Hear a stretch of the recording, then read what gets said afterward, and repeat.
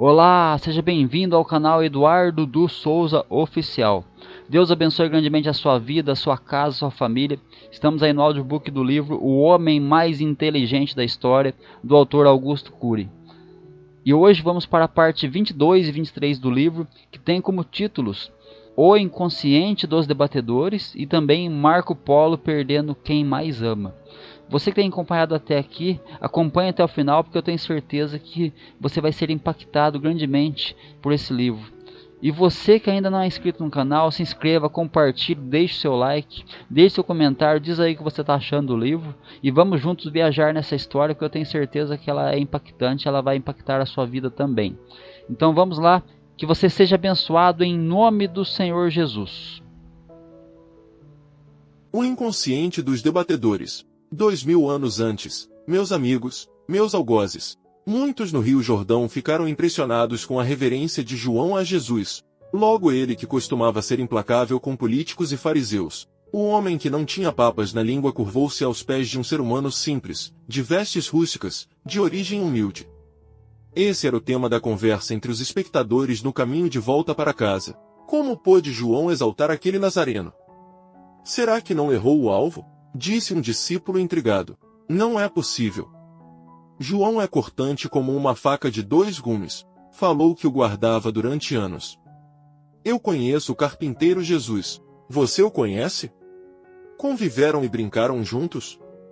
Um homem desse ofício, e com essa origem não pode ser o Messias. Não, mas lhe asseguro, muitas vezes, quando ele falava, algo queimava em nossa mente. Nos tumultos, ele estava sempre calmo. O que ele tinha não era seu.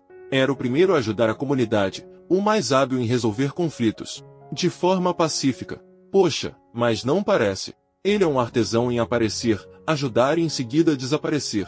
Já ganhei aplausos por soluções que ele deu. Interessante. Mas tenho um temor. Os maiorais da cidade se escandalizarão quando souberem de sua nova identidade. Pouco depois, o amigo de Jesus o encontrou na entrada de Nazaré. A primavera chegou.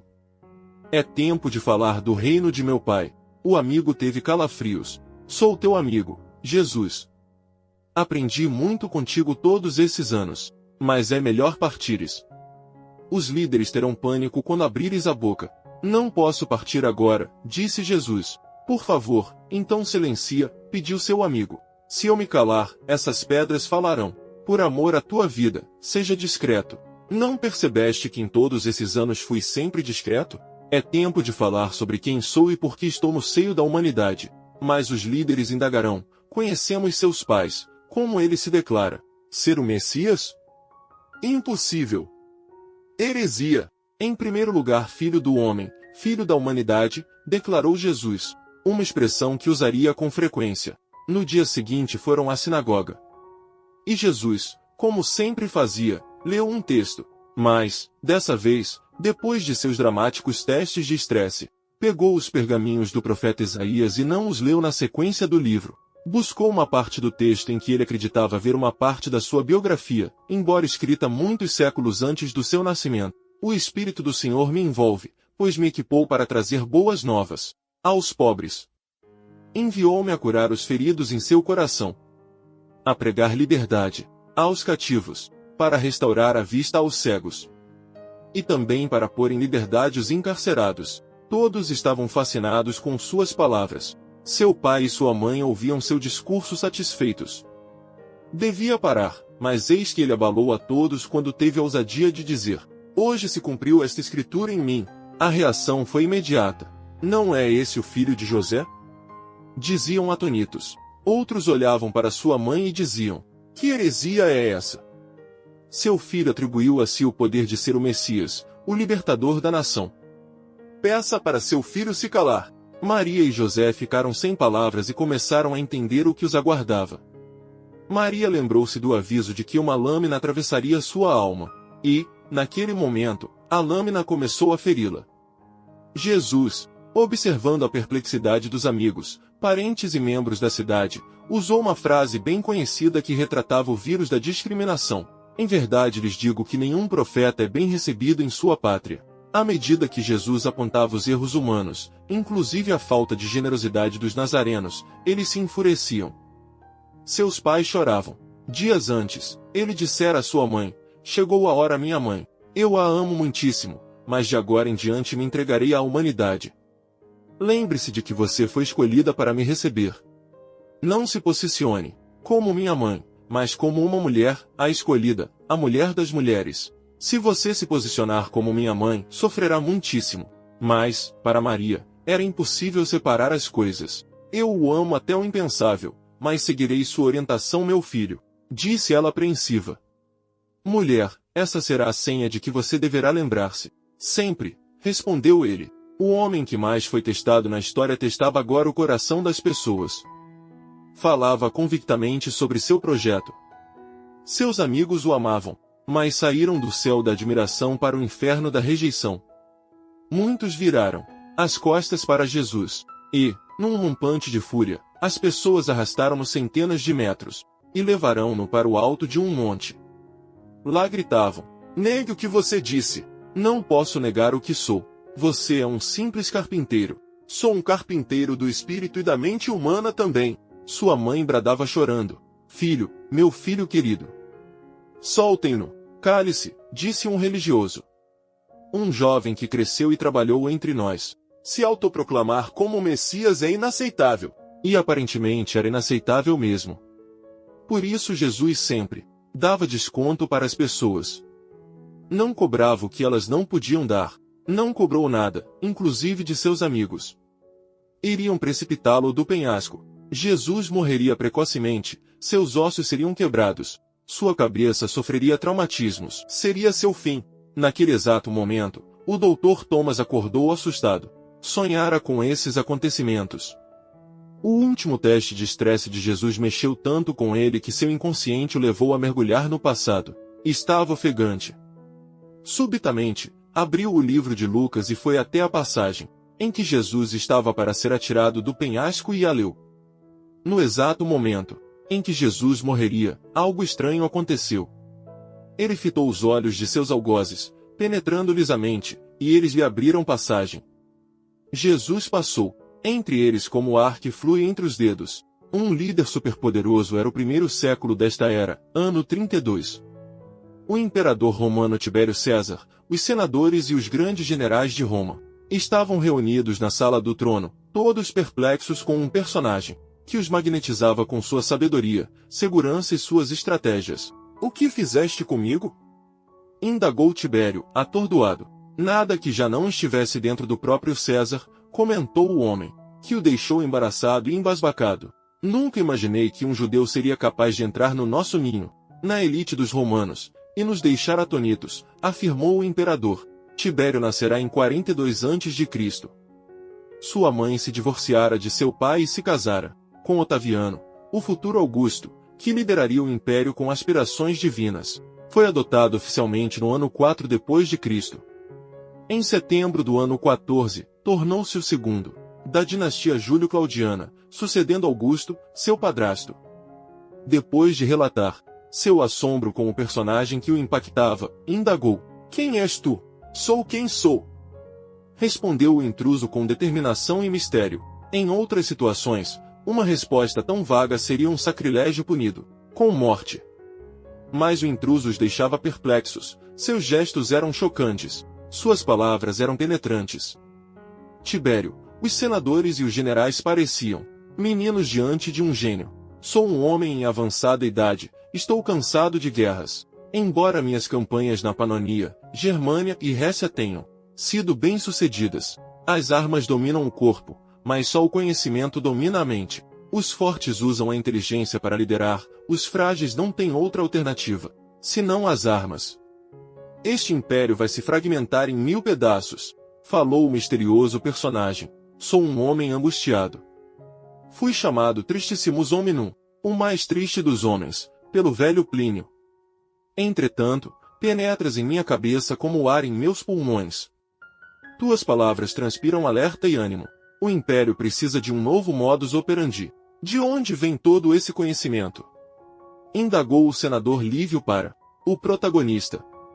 Dos gregos? Já lhes disse. Venho das entranhas do que sou. Nunca vi tamanha habilidade estratégica vinda de um homem tão jovem. Disse Germânico, o grande general romano. O tempo não é o único ingrediente da experiência, general.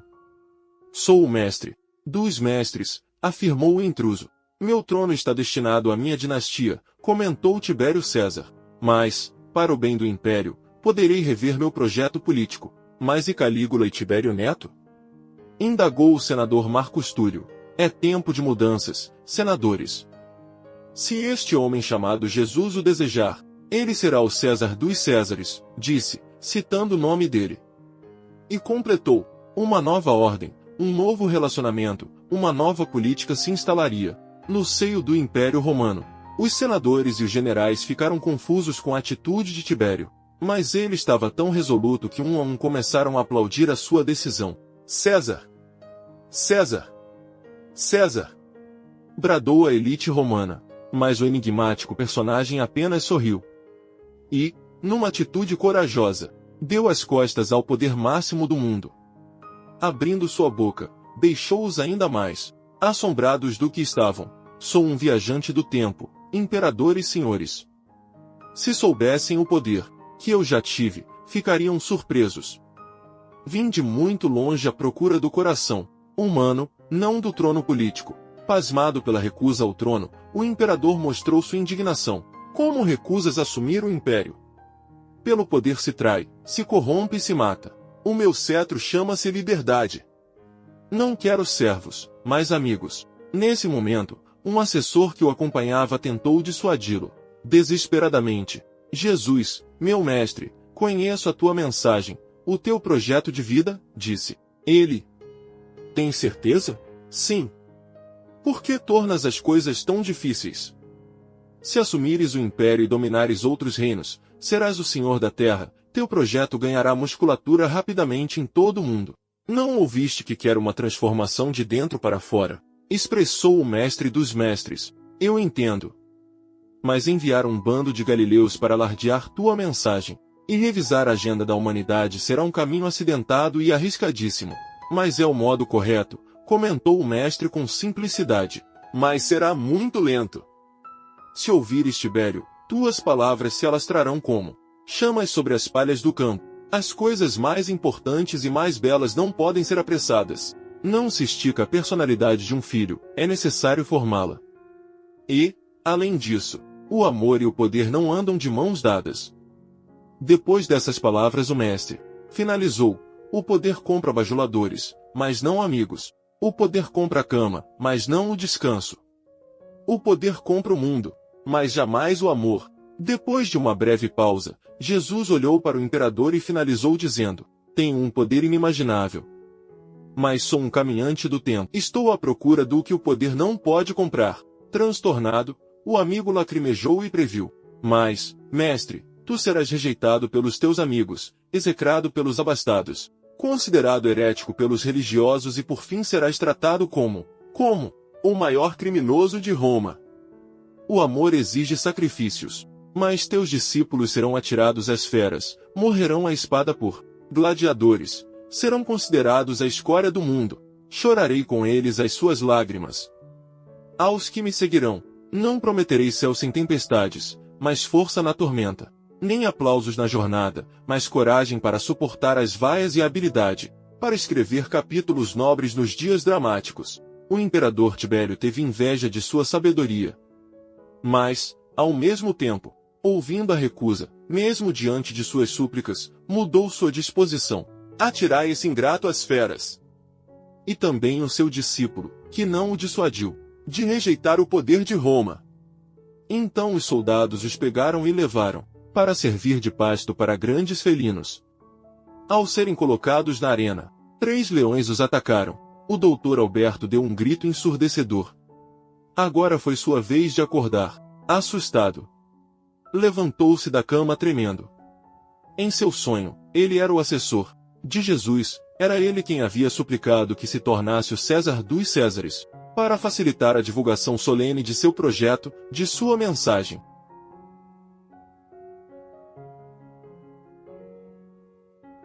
Marco Polo perdendo quem mais ama, o primeiro psiquiatra e pesquisador que resolveu analisar a inteligência de Jesus, Sob o ângulo das ciências humanas, estava fascinado com os resultados iniciais, por pesquisar a forma como homens e mulheres romperam o cárcere da rotina. Ao longo da história, e se tornaram pensadores e produtores de novas ideias. Achava que não havia muito mais com que se surpreender. Ele já tinha analisado a inteligência de Freud, Piaget, Sartre, Marx, Kant, Descartes e muitos outros pensadores. Havia analisado como operavam a arte da crítica e da dúvida, seus comportamentos saudáveis e suas debilidades, seus golpes de ousadia e seus recuos.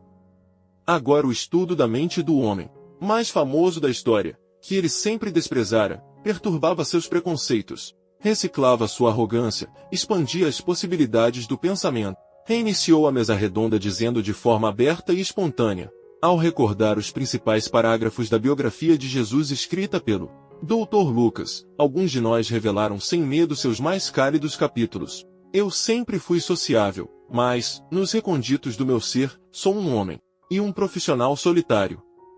Todavia, chegou a minha vez de lhes contar o dia mais triste da minha vida, meu maior teste de estresse. Todos ficaram impressionados com essas palavras. Michael olhou para Sofia, Thomas fitou Alberto. Milhões de pessoas que assistiam ao debate pela internet se fixaram na tela. Marco Polo era tão inteligente que parecia imbatível, distante das mazelas emocionais dos mortais. Mas chegou o momento de esse intelectual revelar as lágrimas que chorou e as que nunca teve coragem de encenar. No teatro de seu rosto, ele contou os momentos finais da mulher que amava. Sofia quase não piscava ao ouvi-lo.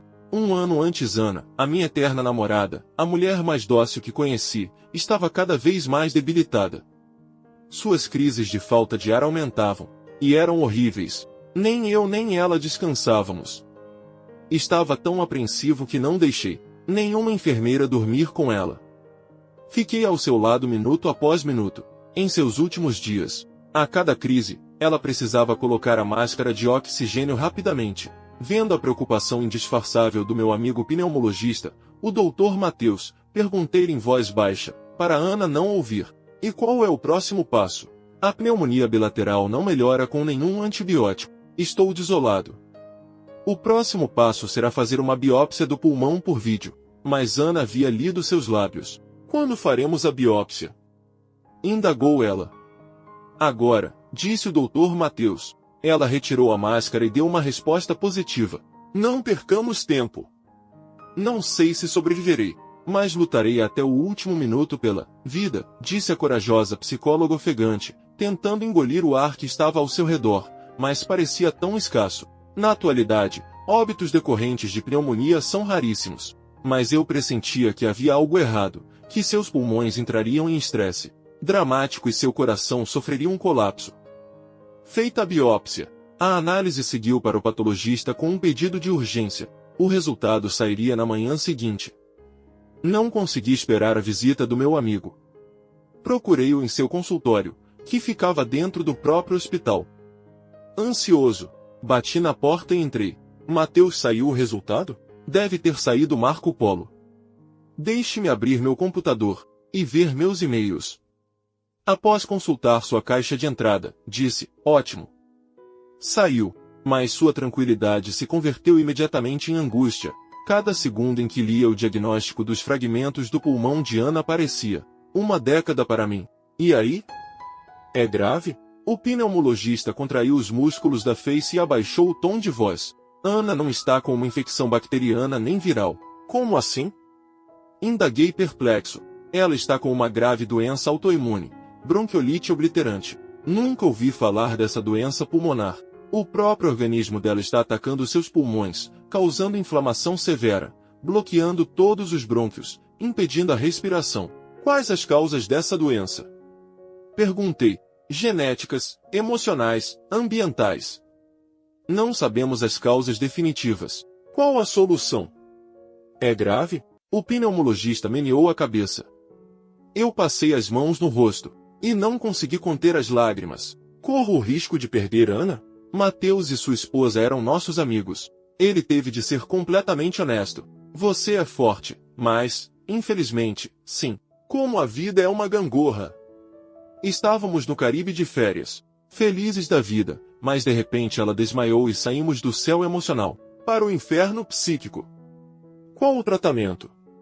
Indaguei ansioso. Temos de entrar o mais rápido possível com corticoide em doses altas, para tentar evitar a falência pulmonar. Sua respiração está tão claudicante, que é melhor que ela vá para a UTI, pois se acontecer uma urgência, o Dr. Mateus não precisava completar o quadro, eu previa o que poderia acontecer. Fui ao quarto da mulher que amava tentando manter o bom humor, mas era impossível. Emocionalmente, eu estava tão asfixiado quanto os pulmões de Ana. Ela me conhecia nas entrelinhas. Eu sei. Estou partindo. Não, Ana. Não. Tentaremos uma terapia com corticoide. Reunindo forças, ela disse. A morte é uma visitante inoportuna. Bate na porta de crianças e de adultos. Às vezes, no momento em que menos, temos tempo para atendê-la. E novamente teve uma crise de falta de ar, agora intensa. Escolha a vida, Ana. Não se renda. Por favor, não desista. Ela tirou a máscara e com muita dificuldade disse. Ninguém morre, quando é amado por alguém. Logo chegou o Dr. Mateus e explicou melhor sua doença, a terapia, com corticoide e os procedimentos. Quando o Dr. Mateus terminou de falar, Ana sofreu uma parada cardíaca. O mundo ruiu aos meus pés. O médico acionou a campainha e, enquanto traziam uma maca com urgência, ele fazia a compressão do tórax dela e, em sincronia, eu realizava a respiração boca a boca. Trabalhávamos em conjunto. Depois de muito esforço, o coração de Ana voltou a bater. Ela deu um forte suspiro e voltou a respirar. Ao ser levada pelo corredor para a UTI, outro drama. Ana teve outra parada cardíaca. Desesperado, peguei o desfibrilador mais próximo e entreguei ao Dr. Mateus. Era horrível ver a pessoa amada fechando os olhos para a vida. Os choques descarregados pelo desfibrilador fizeram com que o sofrível coração de Ana, agredido pela falta de oxigênio, teimasse em voltar a bater, mas os movimentos não eram vigorosos. Ela foi levada rapidamente para a UTI. Acompanhei-a segurando sua mão e dizendo: lute. Lute pela vida. Lute por mim. Lute pelo Lucas. Naquele momento eu não era um psiquiatra, não era um intelectual, mas um homem que, embora não estivesse descontrolado, estava completamente infeliz. Por incrível que pareça, Ana olhou para mim e abriu um sorriso calmo, desprendido. Em seguida, movimentou seus lábios arroxeados e me enviou um suave beijo. Foi então que me lembrei de um dos meus pensamentos. Cedo ou tarde as águas serenas ou turbulentas desaguam no oceano. Quando chegamos à UTI, me impediram de entrar. Não entre, Marco Polo. Por mais equilibrado que seja, você é um ser humano. Deixe que cuidaremos dela, afirmou o médico intensivista. Fiquei do lado de fora. O primeiro procedimento foi monitorar o coração de Ana, ao mesmo tempo em que faziam um acesso para passar soro, com medicamentos. Olhando para os colegas, o Dr. Mateus indagou: o que vocês vão fazer? Foi o médico-chefe da UTI quem respondeu: precisamos medicá-la e diminuir seu estresse físico e mental. Vão-me sedar? Indagou Ana. Disseram que sim, e se for necessário, vamos entubá-la também. Como induzido? Só se precisar, afirmou o Dr. Mateus, não antes de me despedir de Marco Polo. Mas, Ana, disse o médico. Porém, resoluta, ela fitou os olhos dos dois médicos e dos enfermeiros, e disse categoricamente, não antes. Se Ana morresse, o Dr. Mateus não queria ficar com esse peso na consciência. Olhou bem nos olhos do médico-chefe da UTI e pediu sua permissão. Ele entendeu a gravidade do caso e assentiu com a cabeça. Foi então que tive acesso ao seu leito. E assim médicos e enfermeiros presenciaram um dos momentos mais lindos que já se passaram numa UTI. Querida, estou aqui. Filme-me, com seu celular, disse ela. Para quê? Plano B. Faça isso e coloque oxigênio puro em mim, expressou-se ela, com dificuldade. O próprio Dr. Mateus o fez. Com isso, sua energia vital melhorou. Ganhando forças, ela disse na filmagem: Lucas, para mim você é o melhor filho do mundo. Ainda que eu feche meus olhos, eu jamais o esquecerei. Não tenha medo da vida. Seja muito feliz, o melhor amigo de seu pai. Beba da sua sabedoria. Eu derramava lágrimas enquanto filmava. Depois Ana respirou profundamente e enviou uma mensagem para o inumano e frio pai. Papai, eu o perdoo.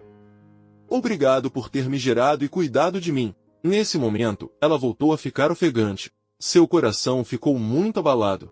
O Dr. Mateus voltou a injetar oxigênio em suas narinas. Os médicos e enfermeiros da UTI, frequentemente distantes como forma de proteção para suportar os sofrimentos dramáticos do ambiente, se emocionaram ao ouvir as palavras de Ana.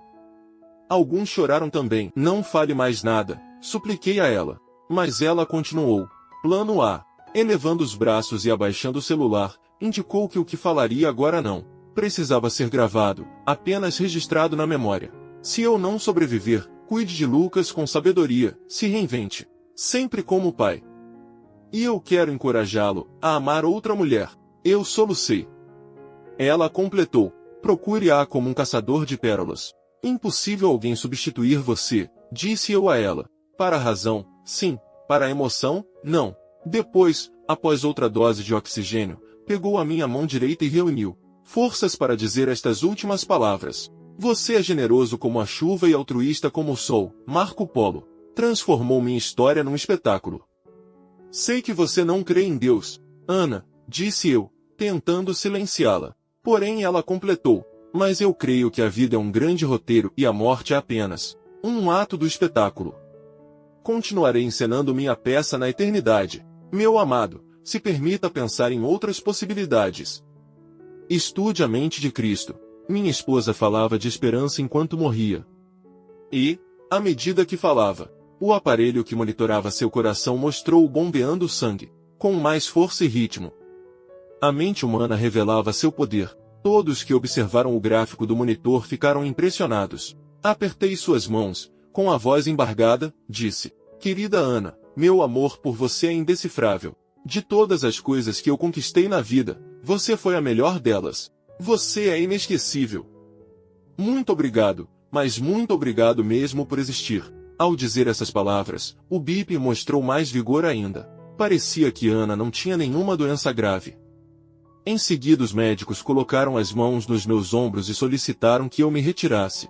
Quando eu ia saindo da UTI, a função cardíaca de Ana começou a perder força e ritmo outra vez. Ofegante, ela mal conseguia respirar. Os médicos e enfermeiros socorreram-na rapidamente. Foi o dia em que mais chorei em minha história. Entrei no elevador e quase não enxergava os números. Nem reparei que um dos meus raros desafetos, o Dr. Phelps, estava lá dentro. Ele achava uma heresia que um pensador da atualidade produzisse uma nova teoria sobre o funcionamento da mente capaz de repensar as teorias clássicas de Skinner, Freud, Jung, Piaget. A universidade era uma fogueira de egos e vaidades. O Dr. Phelps ficou espantado ao me ver consternado, não sabia o que estava acontecendo. Como alguns intelectuais insensíveis, tornou-se um predador, especialista em atacar pessoas feridas. O intelectual imbatível está debilitado? Indagou, com um sorriso no rosto. Eu não respondi. Mas ele me provocou mais ainda. Inacreditável. Marco Polo também tem sentimentos. Não sabia que você também chorava. Dr. Phelps, você sequer conhece o prefácio dos meus escritos. Que dirá os capítulos mais importantes? Sim, estou chorando. E, se quer saber, sinto-me o mais frágil dos homens, confessei. Desconcertado e caindo em si, o Dr. Phelps indagou. O que está acontecendo? Estou perdendo quem mais amo. Desculpe-me. E assim, sem dizer mais nada, saí do elevador. Percorre os longos corredores do térreo. Professores, alunos e profissionais, que passavam por mim e me contemplavam ficavam perplexos. Alguns perguntavam, o que está acontecendo com o professor? Ao me ver emocionado, um neurocirurgião falou para sua roda de amigos, citando uma frase da última aula que tivera comigo. A personalidade humana é uma construção sofisticada, mas cedo ou tarde, não sobra pedra sobre pedra. Recolher nossos fragmentos e nos reinventar, é o que nos diferencia. Não foi ele quem disse isso? O que esse neurocirurgião não sabia é que tinha chegado a minha vez de recolher meus pedaços e me reconstruir. Eu sabia que muitos falham nessa empreitada. Por isso, gritava dentro de mim, vale a pena viver. Apesar de a vida ser breve como gotas de orvalho que por instantes aparecem, e logo se dissipam aos primeiros raios do tempo. Ao ouvirem o relato de Marco Polo, milhares de pessoas dos mais diversos países ficaram encorajadas a recolher seus fragmentos e não desistir da vida, mesmo em face da morte. Os amigos ficaram profundamente sensibilizados com a perda de Ana. Não imaginavam que uma pessoa tão resoluta e inteligente como Marco Polo pudesse beijar o solo mais árido da fragilidade.